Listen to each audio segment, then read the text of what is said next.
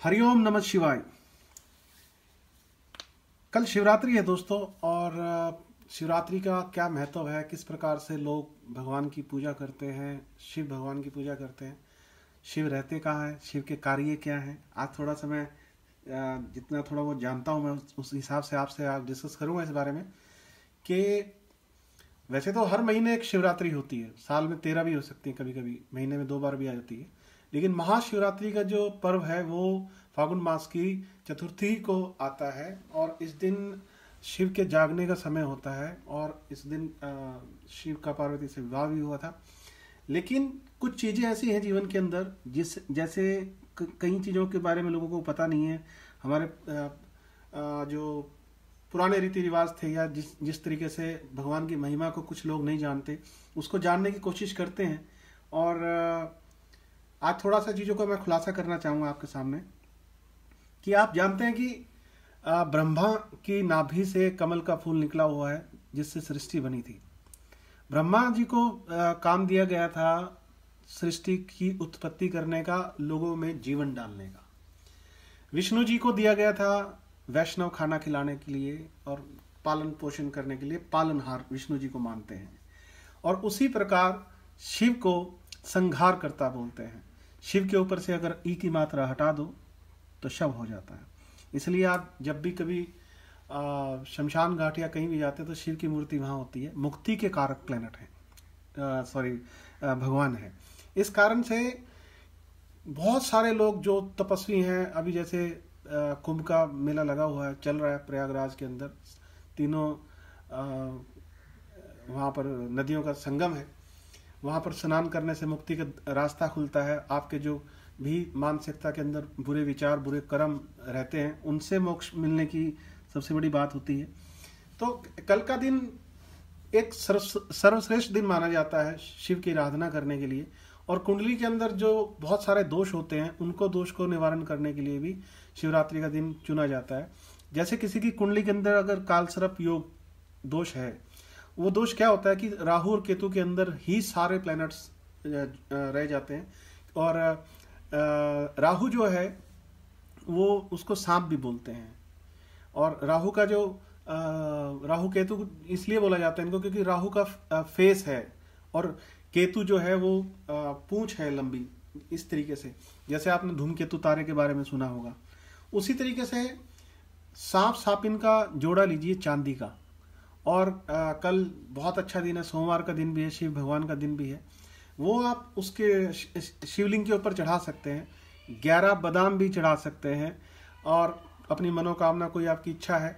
और जो लोग अपनी मनोकामना के बगैर व्रत रखते हैं, कल उसको नित्य व्रत बोलते हैं, जिसके अंदर कोई स्वार्थ या इधर उधर की कोई बात नहीं होती। लेकिन कुछ लोगों की कामना है कि किसी की शादी नहीं हो रही है, किसी की मुक्ति नहीं हो रही है, कोई मानसिक रूप से पीड़ित है, कोई घर में किसी के झुंझलाहट है, मानसिकता में झुंझलाहट है, तो कल अगर आप जाप करते हैं ओम नमः शिवाय, सिर्फ ओम नमः शिवाय, और पूरा दिन करते हैं, तो एक दिमाग के अंदर से जितनी भी नेगेटिविटीज है वो निकलती है। और जो शिव को पसंद है, भांग उनको पसंद है, धतूरा उनको पसंद है, बेलपत्थर उनको पसंद है, बेर बहुत पसंद है शिव को। हमने बहुत जगह पढ़ा है उस चीज़ के बारे में। तो शिव के ऊपर जल क्यों चढ़ाया जाता है और उसमें दूध क्यों डाला जाता है, उसका मकसद क्या होता है, शिवलिंग पे जल चढ़ने का क्या मतलब है। जब राक्षसों का और देवताओं का युद्ध चल रहा था समुद्र मंथन के समय, तो बहुत सारे रत्न, लक्ष्मी, बहुत कुछ निकला था उस समय, तो विष भी निकला था उस समय।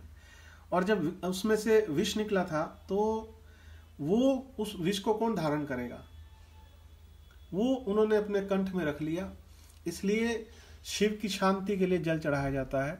और जब भगीरथ ने तपस्या करी बहुत अच्छे तरीके से गंगा को धरती पे लाने के लिए, बहुत सारे उनके पूर्वजों ने, राम के पूर्वजों ने बहुत मेहनत की थी गंगा को धरती पे लाने के लिए, तो भगवान ने उनको कहा कि भाई मैं गंगा को उतारूं कैसे, तो धरती को फाड़ देगी, इतना प्रवाह है इसके अंदर।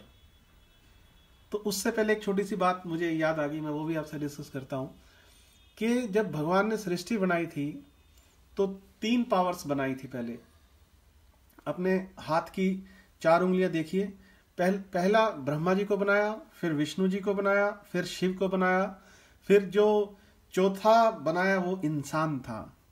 तो अब इनको ये समझाया गया कि ये आपकी पाठ पूजा करेगा और इसी को आपने पैदा करना है, इसी को खिलाना है और इसी को मृत्यु देनी है।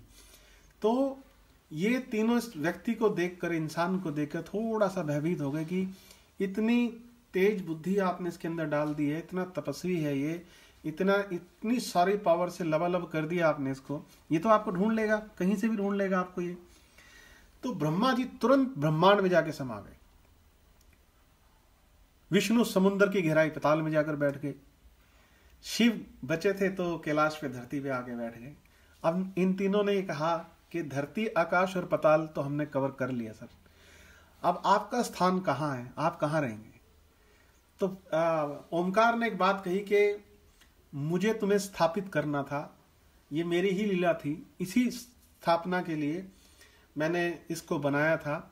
मैं इस व्यक्ति और इस इंसान के अंदर हर जीव में धरती के ऊपर रहूंगा, वो जीव किसी भी प्रकार का हो। और इंसान जो है बाहर भगवान को ढूंढते हैं, कभी अपने अंदर झांक कर नहीं देखते। आप मंदिर जाइए, आप एक इन्वायरमेंट आपको मिलता है, एक शांति मिलती है, लोग हजारों लोग वहाँ, लाखों लोग प्रार्थनाएं करते हैं। उन बीज मंत्रों के द्वारा जब हवा इतनी शुद्ध हो जाती है, वहाँ का आसपास का इन्वायरमेंट इतना पॉजिटिव हो जाता है कि जैसे ही आप एक पॉजिटिव इन्वायरमेंट में जाते हैं तो आपकी नेगेटिविटीज बाहर खड़ी हो जाती है। आप एक ऐसा महसूस करते हैं कि आप किसी सुरक्षा घेरे में हैं, आप प्रभु की शरण में हैं। उसका मकसद मतलब क्या होता है कि जैसे कोई बीमार व्यक्ति है या किसी को कोई चोट लग गई तो वो हॉस्पिटल पहुंचने के बाद थोड़ा सा रिलीफ फील करता है कि अब मैं बच जाऊंगा क्योंकि मैं अब डॉक्टरों के हाथ में हूँ। ऐसे ही जब आप मंदिर जाते हैं तो वहाँ ऑलरेडी बहुत सारे लोग जो हैं मंत्रों के जाप कर रहे होते हैं, बीज मंत्र कर रहे होते हैं, ओम नमः शिवाय बोल रहे होते हैं। तो वो जो एक वाइब्रेशंस है वहाँ पर, वो एक पॉजिटिव इन्वायरमेंट तैयार कर देती है, जिससे कि आप उस चीज से बाहर नहीं आ सकते और आप उसके अंदर लीन होते हैं। आपके अंदर की शांति और बाहर की शांति जब मिलती है तो एक मन को शांत करती है, आपके आसपास की जितनी नेगेटिविटीज है वो वॉश आउट होती है, आपके विचार शुद्ध होते हैं, आपका दिमाग शुद्ध होता है, आपके आसपास का इन्वायरमेंट पॉजिटिव होना शुरू हो जाता है। तो ये कंटिन्यू अगर आप करते हैं, लेकिन भावना पे डिपेंड करता है कि आप किस फीलिंग्स के साथ जा रहे हैं, किस आपका मूड क्या है, आप कितना गहराई से आप परमात्मा को चाहने की कोशिश कर रहे हैं। कि आप ये हिसाब लगाइए कि जैसे मैं कई बार बोलता हूं कि अगर चीफ मिनिस्टर से, प्राइम मिनिस्टर से आपकी दोस्ती हो जाती है तो देश विदेश में आपका राज हो जाता है। अगर आपकी परमात्मा से, भगवान से दोस्ती हो जाए तो आपका सारा प्रकृति आपके हाथ में है, फिर तो आपका राज हो गया ना, एक तरीके से आप राज कर रहे हैं उस समय। तो एक तरीके का जुड़ाव मैं बोल सकता हूं कि अगर आप किसी भी संदर्भ में बिना किसी स्वार्थ के भगवान की शरण में अपने लोगों का भला करने की सोच रहे हैं, आप भगवान से ताकत मांगिए कि आप उनके काम में शेयर कर सकें।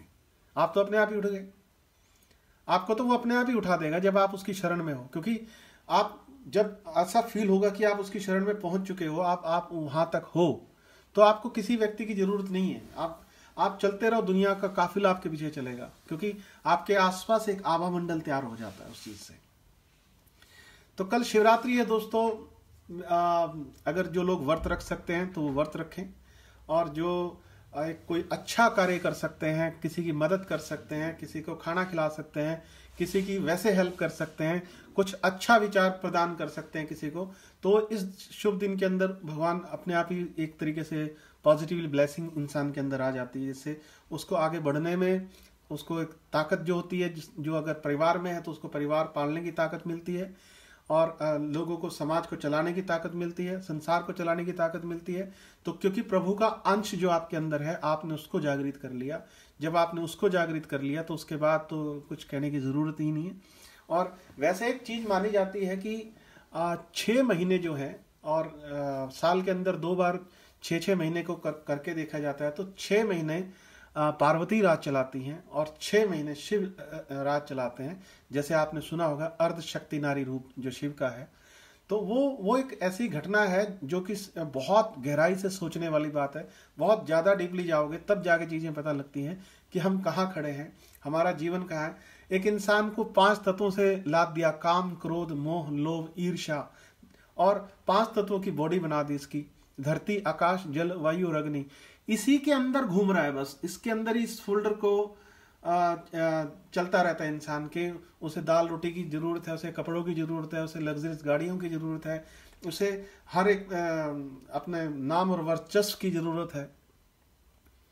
जितने भी संत हुए सब फकीर थे जो परमात्मा के नजदीक थे, जितने भी संत हुए। आप इतिहास उठा के देख लीजिए, गुरु नानक देव साहब फकीर थे, वो अपना ज्ञान बांटते चलते थे, ये नहीं देखते थे कहाँ जा रहे हैं, लोग अपने आप पीछे चलते थे। साईं बाबा थे, वो ऐसे चलते थे। तो सब लोग संत थे और वो भगवान का अंश उनके अंदर जागृत हो गया था। वो संसार और दुनिया के भले के लिए काम करने की कोशिश करते थे, बख्शिश देते थे, लोगों को आशीर्वाद देते थे, जितना तप करते थे वो बांट देते थे। क्योंकि आपकी ब्लेसिंग का एक गिलास है जो जब भर जाता है तो आप संसार के लिए काम करना शुरू करते हैं उसके बाद।